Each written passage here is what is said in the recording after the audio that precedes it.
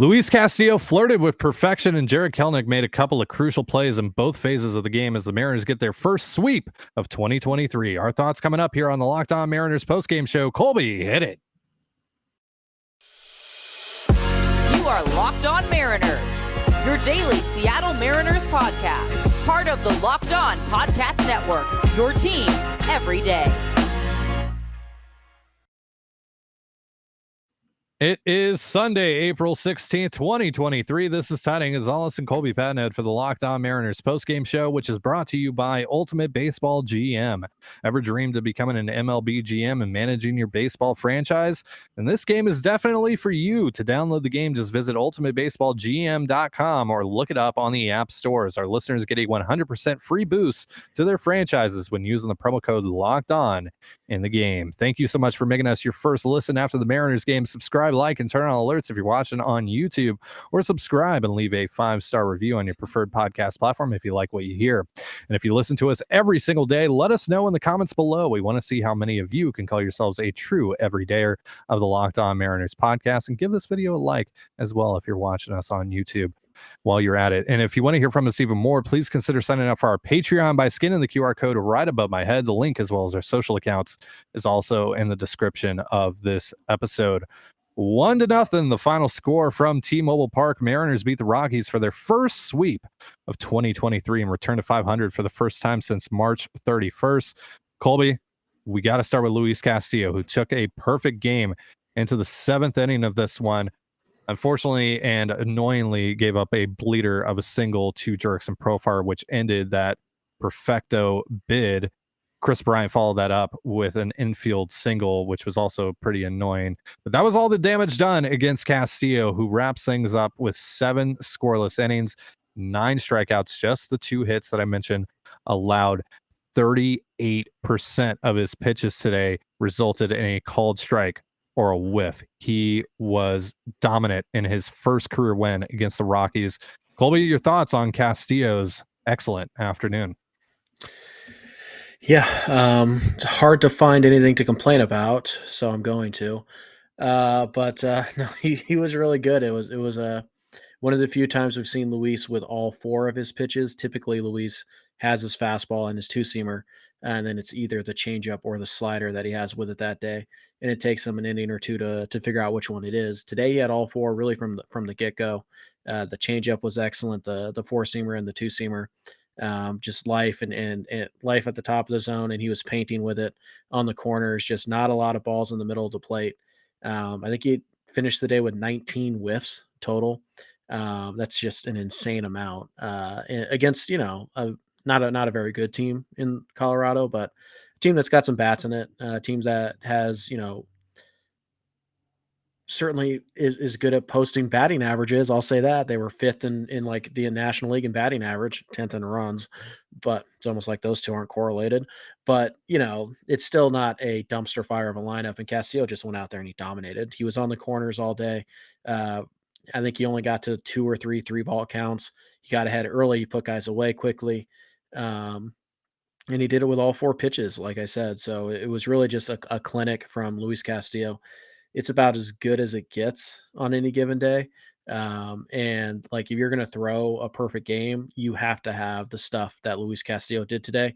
And you have to get a little bit lucky because, like you said, the 2 hits that he gave up, one is a blooper that's just placed in the perfect spot. I think it was like a 73-mile-an-hour exit velocity. And then Chris Bryant follows it up with a literal perfect swinging bunt that had like a 45 mile per hour exit velo, and they traveled probably a combined 130 feet. So just kind of a bummer. You have to get a little lucky as well as be good. And Castillo retired the first 18 guys, which is never easy.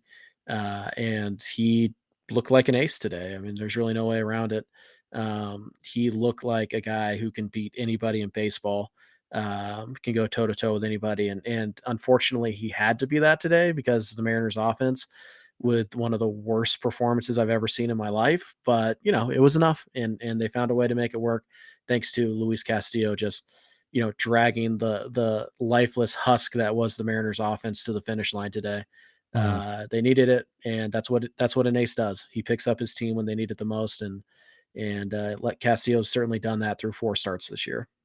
Yeah, they tried to Felix him this afternoon, and we'll talk a little bit more about the offense later on in the show and their performance against Noah Davis, making his first career start for the Rockies after a not so great start to the year in Albuquerque. But they made him look pretty great today. I'll say that.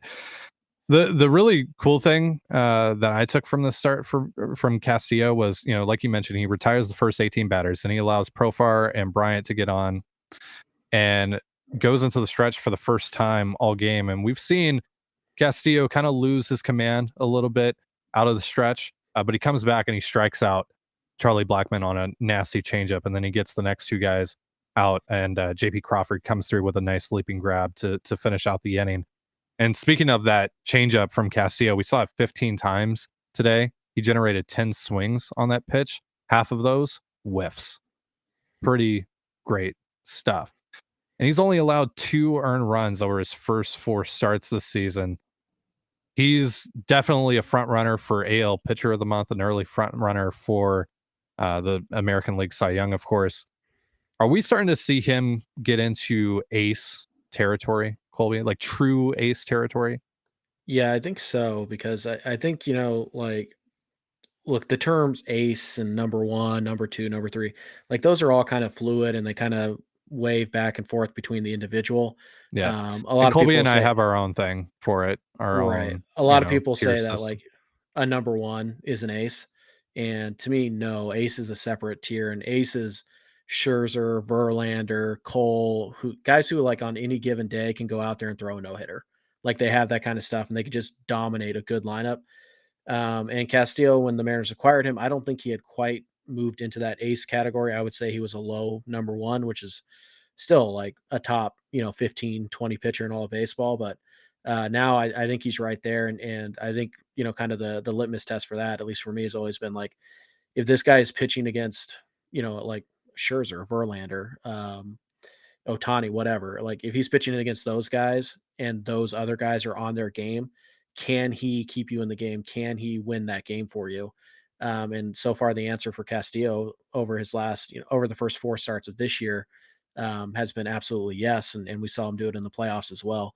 And he can kind of do it a lot of different ways. He can get swings and misses. He can get strikeouts. He can be efficient. He can rack up a lot of outs on some ground balls because his stuff is so good. So yeah, I think he's right there. If he's not officially an ace, I think he's on the cusp of it.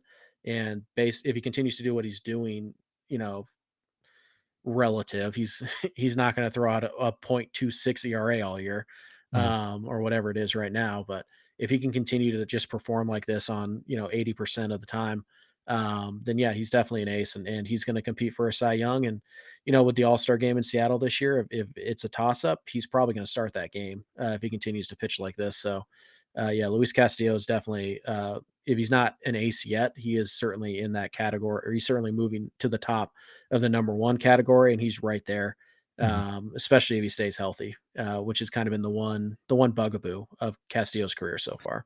Yeah, like I was saying, Colby and I, think pretty alike in terms of tiering starting pitchers, and for both of us, the true aces of Major League Baseball. When just thinking about the overall landscape of Major League Baseball, those are like 4 guys, like Justin Verlander, Jacob DeGrom, Max Scherzer, Garrett Cole, Alcantara's probably in there now. Sandy Alcantara.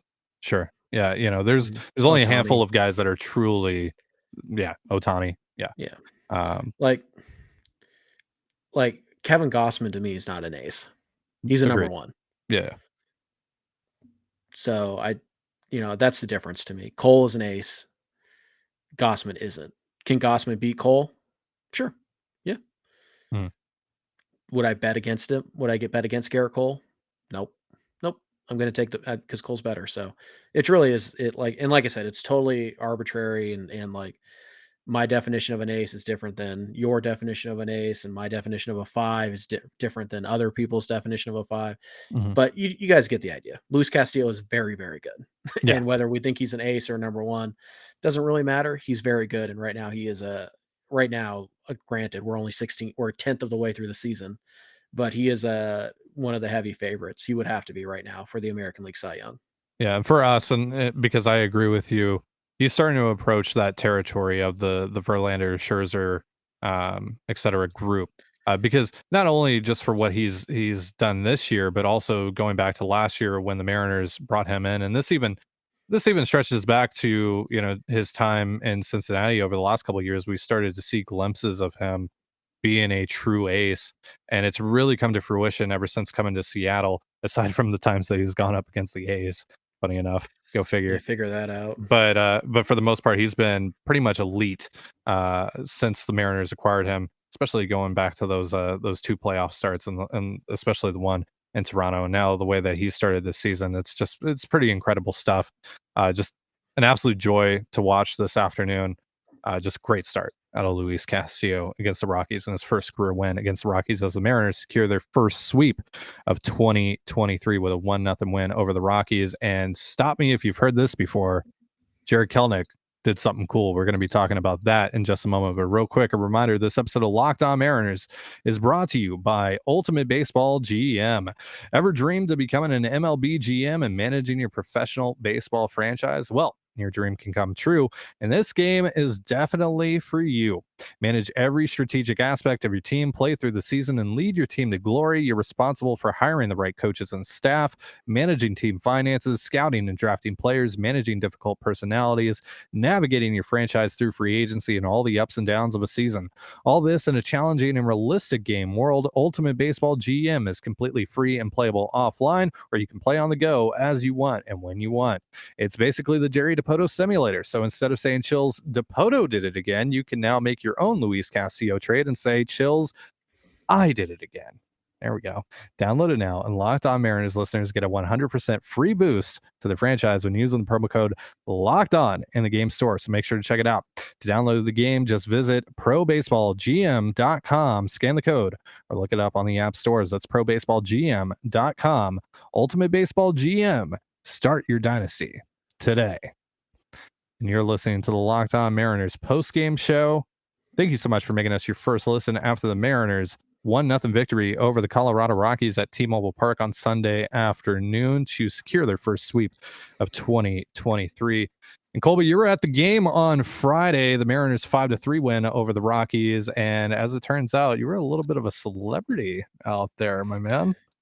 What can I say? No, it was cool to see a lot of people, for me, relatively, were saying hello and posed for a couple pictures. I signed a Dylan Moore card. That The was the irony. best. That was the best thing Yeah, ever. I got a yeah. picture of that. I have Did proof. you?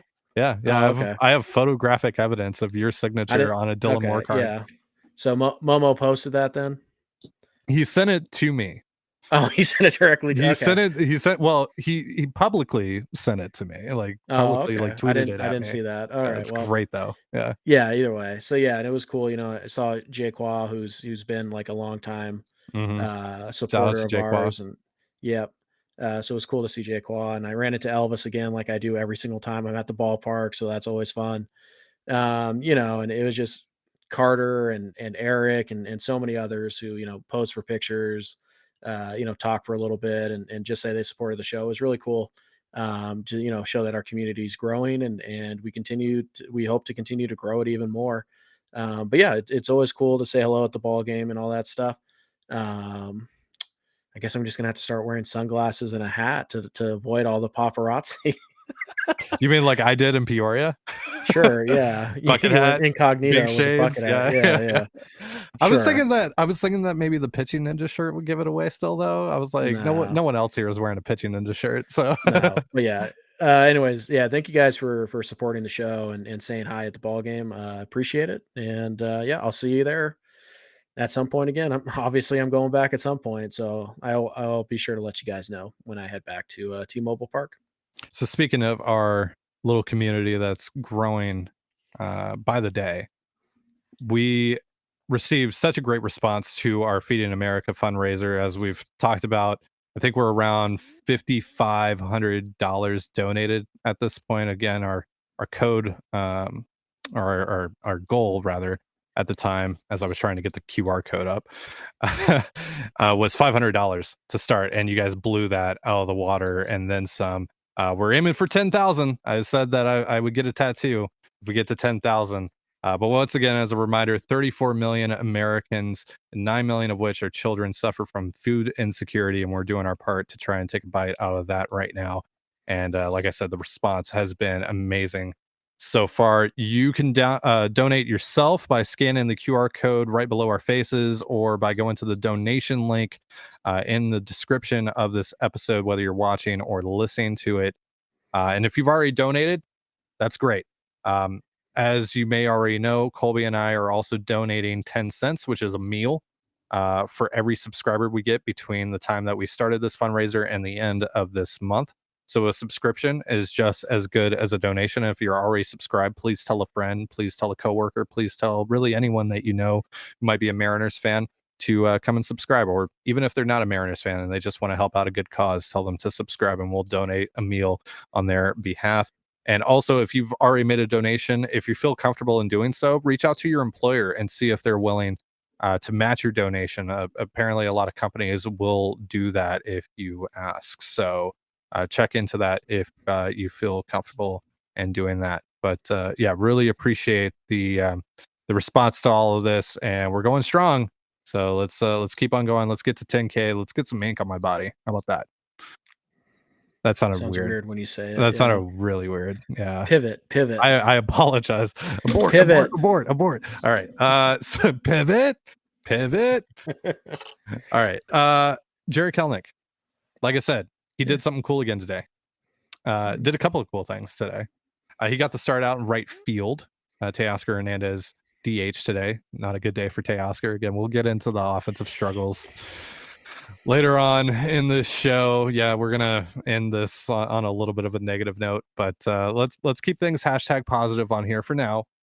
Kelenic obviously has the game-winning single against the lefty. All of his hits in this series were against lefties, which is pretty cool. We'll talk about that in a second. But he also makes a great diving catch on an Elias Diaz would-be double that would have tied the game off of Justin Topa.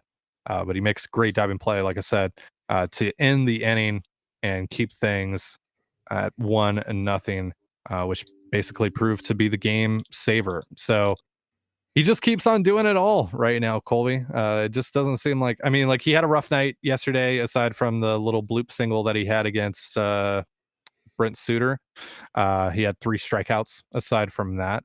But overall, he just keeps on doing cool stuff, and it's pretty exciting to watch. Yeah, I guess, the people are right. Kelenic is just a platoon guy. Can really only face lefties, and righties will just eat him alive. So, Mm-hmm. yeah, Right. it's a bummer. Yeah. It's Kelenic also had a stolen base today. Yep. Shut off the wheels, advancing to third base on the bad throw, even though he didn't get a good read on that at all. He kind He of stared also, at it for a second. I yeah, was like, like he dude, wasn't move, sure. I was like, move. yeah, I was like, well, once you do that, I'm like, stay, just Yeah. shut it down. You've already shut it down. But no, Yeah. he showed some good acceleration. Also had another hard hit ball, I believe, earlier. That was Hmm. a line out to right field. So yeah, I mean, Kelman continues to look good. He looks very comfortable. And we've been wondering, what happens when he slumps? What happens when he has a bad game? And well, he had not a terrible game. He managed to get a hit on Saturday, but he struck out 3 times. So how does he bounce back from that? How does he respond to that? Well, a couple hard hit balls, including the game winning single, steals a bag, makes a great catch out in right field to basically win the game. He's responding really well. Jarred Kelenic is just in an incredible headspace right now. Feels great about it, and it's interesting that there will be a lot of discussion, I'm sure, if Kelenic continues to play well, about what change. Is it the swing? Is it the game plan? Is it workout regimen? Is it just some kind of like mental skills or blah blah blah, whatever it is? But I think it's important to remember that Jarred Kelenic's a 23-year-old kid who struggled for the first time in his entire life at baseball as a major leaguer, and so now he's continuing to find ways to help the Mariners win games, even when he's not getting the big hit. He's still finding a way to make a good catch or play solid defense, run the bases, draw walks, work counts. He's doing it all. He's finding ways to win, to help the Mariners win games, and it's been much needed because he's not getting a ton of help from pretty much the 3 guys we thought he'd get the most help from. Teo had a bad game today, although Teo's been a lot better lately, so Mhm. you can kind of write that one off. But he really hasn't gotten any help for the last week or so from Julio or Cal Raleigh, and from veterans like Colton Wong and AJ Pollock. So Kelnic's really carrying the team right now a little bit, and it's great to see that he has it. And it's great to see that even when he struggles, even when things don't go his way, even when he hits the ball hard and it's an out, even when he strikes out 3 times in a game, doesn't seem to phase him. He's sticking to his game plan, and he found something, a swing and a game plan that he believes in. And now it's just allowing the talent that we've always known Kelnick has to come to the forefront. It's exactly what you wanted, and it's great to see the Mariners' patience being rewarded, at least 1/10 of the way through the season. Once again, the real important thing for me is seeing him respond to adversity, and he had a little bit of adversity yesterday, and struck out 2 times to start that game, and then came back with a little flare out into left field against a lefty, and obviously struck out again after that in his next at bat. But and then he comes back today, has a really nice day. He gets a walk, steals a base, advances to third on the throw, gets the game-winning single, has the nice diving play out and right. He's just doing it all, and he's responding to adversity really well so far. And you see that he's still keeping kind of a smile on his face. He's keeping it light, right? He's having a lot of fun right now. Yeah, he's keeping it light right now. Even when it's not going super well for him, he's still, having fun out there. He's not getting too much into his head. You can see it because he Mhm. wears his emotions on his sleeve. We've seen that over the last couple of years That's with part of him. his strength too, Yeah, though. It's like yeah. you don't want to curb that too much No, because the and he's fire still that he plays expressing with. himself. Yeah, and he's still expressing Right. himself a lot. Like, you saw the energy out of him when he got to first after the single today. Mhm. Like, but he's doing it in a more beneficial way for him, right? In a Yep. more healthy way for him, and it's good. And I think that, whatever they're doing right now, whatever the Mariners are contributing to this, they're creating a healthy environment for Kelnick to just kind of be who he is and let Yep. him work through things on his own. And it's Yeah. it's been great to watch. I would just say, continue to do that. You don't have to play Kalnick against every single lefty, No, but he should get some more at bats against lefties. He's earned it. But again, you don't have to play him against. You don't have to use him against Josh Hader, right? Like you can pick and choose your matchups there, and just leave him where he's at. Like I see a lot of people like move Kalnick up to lead off, and no, no, keep Kalnick where he's been at sixth. Keep him sixth in the lineup, and let him continue to do his thing, and continue to build because eventually we're going to get to a point here with Kelnick where he'll have stacked so many high quality major league at bats behind mhm, him that we're not even going to have to question whether or not he's, good or if he's a major league quality, if he's a bust. We're just going to know like, okay, this is him. So when he does go through those 1 for 21 with 7, 8 strikeout slumps, it's okay. Well, that's baseball. It's no longer an indictment on Kelnick's skill level. It's just baseball's hard. We can make mhm. that transition. So just leave him where he's at, let him do his thing. And hopefully Jared continues to produce and continues to just stack up more and more quality at bats because Kelnick right now is a 10th of the way through the season. He's an all-star and he's probably starting the all-star game He's if it he's was an MVP tomorrow. candidate. Yeah. So Yeah, yeah. just let him be. Just let him be. And let's not push anything, right? Let's just let him settle in and we'll see how the Mhm. next, 16 games go. But I mean, so far, absolute home run of a decision by Jerry Dipoto and Justin Hollander. And, uh, you know, also, I don't want to give those guys all the credit. Jared, I mean, Jared, yeah. yeah, Jared first Jared and deserves the foremost. credit. Yeah, Yes. yeah, yeah, Jared deserves the credit. Yes. yeah. But, But I mean, congrats. but also, good on the Mariners for believing in him and giving this one Mhm. more go and not abandoning ship too early because the Mariners, in the past, not really this regime necessarily, but the Mariners just overall as an organization, as a brand, have kind of earned the reputation of doing that in the past Yeah. and moving They on push from guys. guys way too Mhm. early. Right. So Yep. we're kind What of we're is kind of seeing the season out of Jarred Kelenic that we would see out of like a Justin Smoke going away and then becoming an sure. all-star. Not a great comp, but you get what I'm Right. saying here. Like, Discipline is the shortcut. yeah, And the Mariners believe in Jared Kelenic, and they thought that this was coming, and they were disciplined in their belief, and now it's paying off. yeah. And it also makes me very excited for Taylor Trammell when he gets back because they were very high on Trammell this offseason. So I mean, they knew what was Fingers going on with crossed. Jarred. Hopefully, they knew what's going on with Taylor Trammell as well. Hopefully, they're right about that. So exciting stuff. If once Tay gets back, looking forward to that.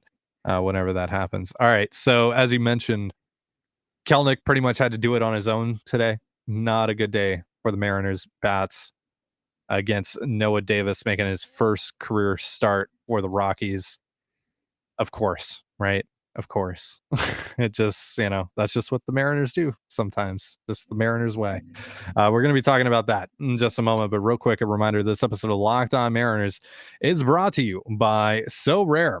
Our new sponsor, So Rare, is a revolutionary fantasy baseball game and marketplace transforming fans into owners with officially licensed digital cards featuring players from across all 30 Major League Baseball teams. Unlike other fantasy baseball platforms, So Rare managers truly own their fantasy experience, collecting, buying, selling, and competing with player cards against global opponents to win epic rewards. Win or lose, you still own your cards and there's no cost to play. Plus, the more you win, the more you advance, collecting increasingly powerful cards and accessing next level competitions and rewards. MLB game weeks happen twice weekly and span a 3 to 4 day cycle. And at the end of game week, So Rare MLB managers who rank at or near the top of their leaderboards win a variety of rewards, which can include So Rare scarcity cards, game tickets, merchandise, signed jerseys, and VIP experiences like meeting MLB stars, just like Seattle Mariners center fielder Julio Rodriguez. Prizes may vary depending on the competition. Head to sorare.com/locked-on. That's spelled SORARE.com to draft your team of free player cards, set your lineup, and start competing today to win epic rewards. Again, that's sorare.com/locked-on to start playing today. And you're listening to the Locked On Mariners post-game show following their 1-0 win over the Colorado Rockies. And a reminder that tomorrow's episode is a Mailbag Monday, so be sure to get your questions into us over on our Twitter. We'll try to answer as many as we can on tomorrow's show. Let's wrap things up with a little bit, just a smidge of negativity. I'm sorry, folks, but we got to do it. We got to talk about this offensive performance from the Mariners today. More like Colby Dane Gonzalez over there. That's right. Ty Dane Patnode over Get here. a load of this guy. Yeah. As we all know, I am the negative half of this duo. Yeah. It's sad when people can't find happiness and success. It really is. Ain't that the Wouldn't know truth? what that's like. Ain't that the truth? So, yeah, the Mariners go up against Noah Davis, who was bad in his 3 appearances in Albuquerque. That dude's Darren McCacken. Makes his first career start in a Rockies uniform today. And the Mariners, you guessed it, made him look absolutely fantastic. He's definitely in his next outing. I tweeted this. He's definitely going out in his next outing, giving up like 9 1 2/3. Like that's probably against like absolutely Oakland or somebody like that. Too. Yeah, I don't know who they're playing, but I just know that he's given up 9 and like 2 innings pitched. Yeah. Yeah, I guess to Davis' credit, he was on the corners for most of the day. Yeah, got some help too. Yeah, he did, but he was on the corners for most of the day. But it felt like there was at least 1 or 2 pitches in every at bat where he would hang his slider in the middle of the plate, or the fastball would leak back over the middle, and the Mariners couldn't touch those pitches. They popped him up a lot. There were a lot of pop-ups today. Yeah, they either did that or they swung right through them, or they just looked at them. They were doing a lot of that too today. It was fun. It was a great time. Yeah, just here's a 78-mile-an-hour cement mixer slider in the middle of the plate to Eugenio, and oh, look at that. He popped it up to the first baseman. Cool, fun, good stuff, guys. Good stuff. I think they only had like 5 hard hit balls all day. Like it's not like they were getting BABIP'd. They just sucked. Yeah. Like they were getting pitches to hit and they were missing them. Plain and simple. We had 2 inning double plays from a couple of unlikely players. Julio and Teo were the ones that contributed to those, that hit into those. We also had Jarred Kelenic on third with no one out or 1 out. They weren't able to bring him home. Yeah. Strikeout, infield pop-up, strikeout. That's right. Yeah. That was really frustrating. We've talked about Julio's slump as of late. And over the course of that time, he has had some hard hit balls that have just been caught. They've just gone right at guys. He obviously had the awesome bases clearing triple yesterday, which was incredibly cathartic because the Mariners hadn't done that at all this season, so that was really nice to see. But aside from that, he's looked rough at the plate, to put it lightly. It looks like he's pressing quite a bit. Yeah. What are you seeing out of Julio right now? What's going on with him? He's overswinging. It seems like he's trying to break out of a slump with, by hitting one ball 700 feet. And it's causing him to chase, and it's causing him to also take. He's kind of in between right now because he's trying to be patient and work counts, but he's chasing too much to actually get a count in his favor. And the few times he has managed to do that, he's hit the ball hard and it's been caught. So, Julio's just in a rough spot right now. The slider away continues to be his nemesis. And I understand there's a lot of people like, well, striking out just going to be part of Julio's game. It shouldn't be. I mean, we shouldn't accept that it's going to be. At least he's 22 years old. We know that we know that his strikeout rate really went down throughout the year last year, but he's starting to creep back up there. He's starting to chase a little bit more. He's pressing, and when he is getting these cookies, he's swinging as hard as he can, trying to hit him out of the stadium. And it's like, my man, you're Julio Rodriguez. You just put the barrel on it, it's probably going to go 110 miles an hour and 375 feet. You just have to Yeah. relax and trust yourself. And it's a little bit of Evan White right now, where everything, like, the only way I can hit this ball hard is if I swing as hard as I possibly can. And it's probably costing him some bat speed too. Just a little too tense at the plate. So, yeah, it's Julio. You're not worried about it. And like I said, he has found a way to help pretty much every game in some manner. But yeah, it's been a rough week or so ever since they left Cleveland. Julio's really struggled, and he's pressing, and obviously that'll get itself figured out. There's no cause for concern or anything like that, as people will quickly rush to the comments to tell me I'm being way too negative about Julio. And obviously I think You he's hate a bust. Julio. You think Yeah, that he's trash. Yeah. I must, because he's hitting like, you know, 170 over his last 10 games. And And he just, clearly we were right back in 2020 when we ranked Jarred Kelenic above him in I our mean, prospect rankings. the statistics don't lie. So, Men no, lie, Julio's women just, lie, numbers don't. yeah. Yeah, Julio's just pressing right now, and he's got to relax. And what might help is honestly a day off. Mhm. He hasn't had one yet this year, and it's going to be kind of tough. Yeah, you've got Corbin Burns going tomorrow. You probably want to try and throw your best Corbin guys out. Burns against Chris Flexen. Yeah, so that's why today's win was big. It was big because, well, Ty just said it. So even a struggling Corbin Burns against Chris Flexen. I mean, to be fair, Corbin Burns did cost the Brewers their playoff appearance last year. He did. Yeah, And you know yeah, what? Luis Castillo has never done that. So that's true. think about that.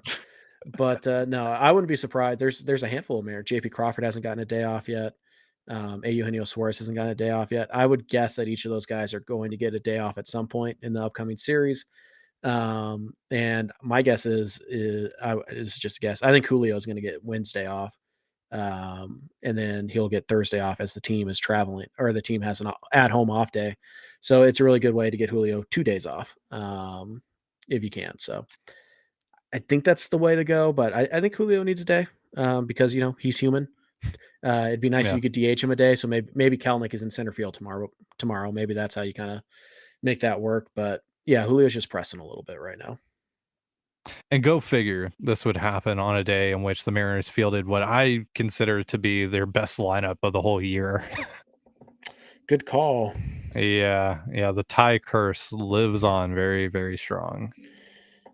Can you just say that they're going to get perfectoed by Corbin Burns tomorrow?